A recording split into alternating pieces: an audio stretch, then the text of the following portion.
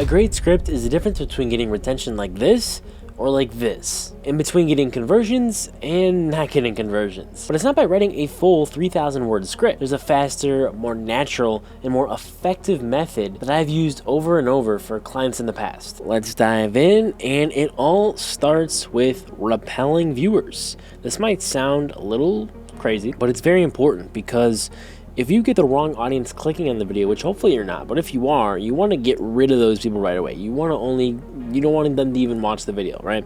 You just want to get the right person watching the video. And so how can you do that? Well, one method would be to call out the person that your target person, right? So this could be, like for me, it could be YouTube business owners, which I did not do in this video, but I've done that in other videos. YouTube business people, but YouTube business, right? That's the main target audience. And it could also be like personal brands. I did that for a little bit. For other people, it could be like agency owners. It could be, dental agency owners. It could be copywriters, ecom copywriters. Just let the viewer know that if you're not that person, you don't really belong on this video. Maybe you'll find it interesting, but it's best for people in the agency space, in the dropshipping space, in the copywriting space, in the golf space, whatever it may be. That's one method. The second method is just to use maybe a little bit more specific language, right? Or just language in general appeals to that specific audience. So you're keeping things a little more exclusive. And the thing is, you have to make sure it applies to that audience, right? And this one is a little bit tough to pull off because in most cases, you want to be a caveman brain when you're writing to these people, when you're writing these scripts, these intros, right? You want to explain things very simply, and there's not a lot of opportunity to actually use language that specifically appeals to a specific person. So that one's a little bit tough to do. That leaves us with the fourth option, and that is to use relatability. And this can be done through specific problems. These are specific problems that audience has, right? They're going to have these problems, and if that audience can relate to that very quickly, they're going to be instantly engaged. Whereas the people that aren't, they're going to kind of get bored right away, right? They're not going to care about that too much. So if you use specific problems, maybe that kind of relates to the specific language, but I think a specific problem is going to repel people right away. The second part of this method is setting the proper expectations. And the reason why this is so important is if you have a title and thumbnail that promise one thing, and then in the intro you say something different, or you're saying stuff that isn't really related to the title and thumbnail, people are going to be like, peace, I'm out. So you have to confirm those expectations that you're getting from the title and thumbnail, and then maybe expand upon that as well, which I'm going to get into here in the framework. But that expectation part is huge because you're setting the groundwork, right, for the rest of the video. If this expectation that you're going to get this X amount of value, and you're going to continue to get that through the video, and you're going to learn this in a 3-step manner, and now you have the expectation, okay, I'm going to learn this in 3 steps. Or you can say, oh, it's going to be, there's a system, there's a secret system, or there's a specific method, or there's XYZ mechanism, and then it's, okay, I understand there needs to be 3 pillars, there needs to be 3 steps, there needs to be this, and if I don't watch all of these, 3 pillars, these 3 steps, I'm not going to fully understand the result. So that's huge. So recap the expectations. It starts with the packaging, continues in the intro, and that's why for the framework of the video, I do intro, bullet points, and then maybe a prepared slideshow / board,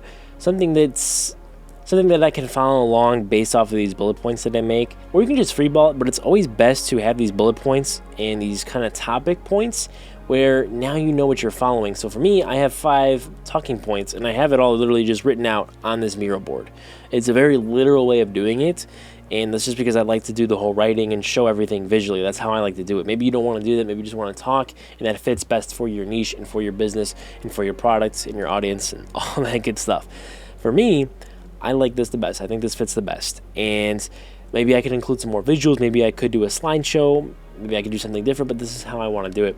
And there still is visual elements to it. But the point is that I have these points that I follow. That way I'm not just kind of going off track. I'm talking about this thing, then I'm talking about this thing. I have a 5-step framework essentially for this video of points that I need to talk about for you to get to that transformation that I talked about in the beginning, which was not writing a 3,000 word script, but actually exploding your business by writing these scripts that get you more conversions. That's the point of this video, and the only way for you to achieve that and to understand that is by following these 5 talking points that I want to talk about. And this also keeps things simple where you have these bullet points. Now, whenever I make another video, I might make a video that's a little bit similar. I know, hey, okay, I used these talking points before in case I don't remember. Now I know for the next video I can use a different angle or let's talk about something just completely different, right? And the other thing I would say is maybe the outro. I don't usually do this anymore because I have a great understanding of the framework for this, which is usually just like link. And I do it a little bit different on these videos than I do on some other ones, but like link, problem, transformation, and CTA. That's the really, really effective way of doing an outro. You're going to get 15 to 20% extra views just by using this formula. So you're going to link something to what you were talking about before in the video. You're going to set up a problem because now that you know this, you don't know this. And if you want to get to XYZ transformation, you have to watch this video next. One video. That's all it is. And this brings me to my 4th point, which just essentially builds off of the intro, right? We have our expectations, we have our bullet points, and you have to make sure those bullet points are set up in a way that is effective. And so a lot of times what I've done in these videos is I've done the 3 steps. I've done the 3 pillars. I just talked about this a minute ago. But setting things up in an easy to understand manner, caveman brain. And even though I probably have some highly successful individuals watching this video, and probably some high IQ people, and just smart people in general, I still have to keep things simple, because if I just start using a lot of fancy words and everything, well, number 1, it kind of sounds stupid. Number 2, not everybody's going to understand that. And if I use all these like YouTube specific words that a lot of business owners understand, then it's not going to make a whole lot of sense. So I have to keep things simple. And in general, whenever you're talking in a conversation to various people, right, you're going to keep things simple. You don't want to use terms that not everybody's going to understand. So what you can do is describe the term without saying it if there's something complicated. Now, in many cases, when you're talking to a specific audience, you know they're going to understand that, so that's fine. There's just specific instances where you have to really ensure that you're focused on that caveman brain, you keep things simple. Now, another effective storytelling method that I try to use, even in just like my free talking here, or whatever you want to call it, off the dome talking, is the but so framework. This keeps things engaging. Look at these 2 scenarios here. Bob walked, then he did XYZ, then he did XYZ, and he did XYZ, then he died. In this other example, Bob drove because it was raining, but he forgot his umbrella, so he drove back to his house, but his oil started leaking, so he couldn't go out. You see how that was much more engaging, just in the sense like, oh, it went up, it went down, it went up, it went down. You don't know what's going to happen next because of the buts, because of the so. It's a much more transformational way of talking, I'd say. And there's peaks and valleys in the talking. So you're going up, you're going down, you're going up, you're going down. And that's where the but so is just so powerful, guys. You have to include this into your normal conversation because it makes even just normal conversations more engaging. And I'm not going to say that I'm perfect at it because I'm definitely not. But incorporating this into your normal speech will make things flow a lot more natural, and you're going to become a more naturally better storyteller, if that makes sense. So now we can move on to the 5th thing, and that is just value. And really, at the end of the day, that's all that matters. It's just value. Can you provide value in a form where there's no fluff and in an effective way that's easy to understand, both visually? That's why I talked about this in the editing video 2 days ago. Easy to understand and like non-complex. You have to, like, that's the whole thing about teaching too. If you think about like a math equation, an algebra equation, how do people break that down, and how do you even teach that? You have to take it from this complicated thing up here, and you have to break it down to, you know, X, Y, Z, and, you know, all this stuff. Whereas now, okay, I can see XYZ's over here, and I can see ABC's over here, right?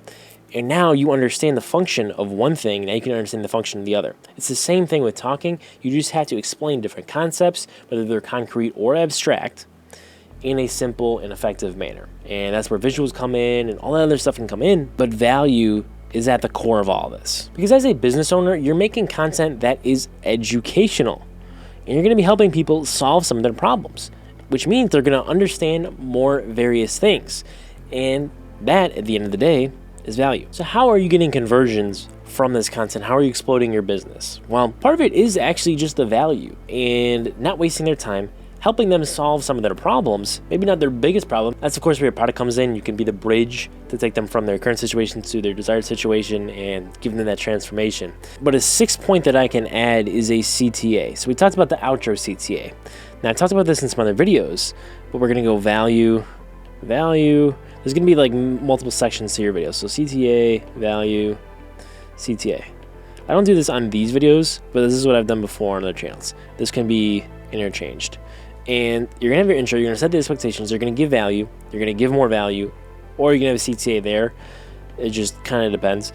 And then more value. Then the CTA to another video where you're gonna have an intro, you're gonna do the exact same thing, right? It doesn't really happen anymore, but back in the day, so many people just ask for subscribes or like the video and ring the bell and all that stuff before you even get into the content itself.